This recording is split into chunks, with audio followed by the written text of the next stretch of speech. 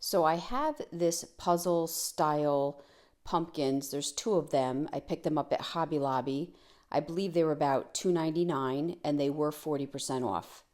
The larger one, I'm going to start with Bowie, and while the Bowie's still wet, I'm going to add some Snow Owl, and it's going to give me that denim blue vibe that you've seen me do before. I just really love this tone.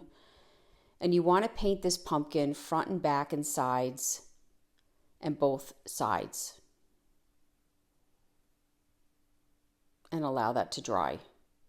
The second pumpkin I'm going to do in goldenrod. And again, I'm going to do the front and the back of each piece.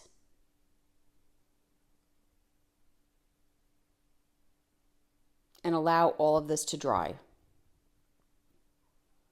Once dry, I'm going to spray with our Rust-Oleum clear ×2, and I took that outside. I saw these little stencils. They're actually for they're coffee stencils, and I'm going to use our Iron Gate in our chalk paste. You can find that at chalk@fancy.com. And these stencils were from Hobby Lobby, and there's several of them to choose from. And I decided to take the Hello Pumpkin and then this little pumpkin.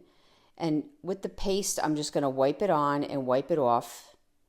And this Iron Gate is almost more like a black or charcoal tone.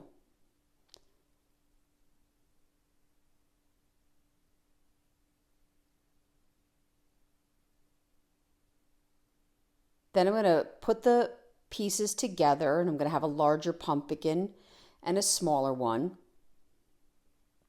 They just slide together.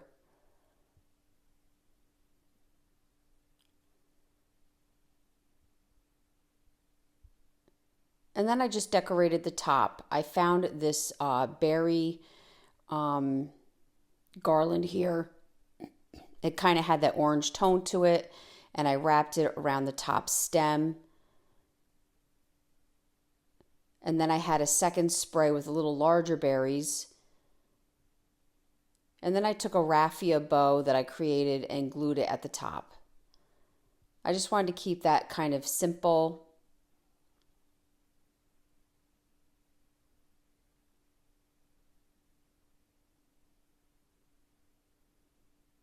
And I did this on each pumpkin.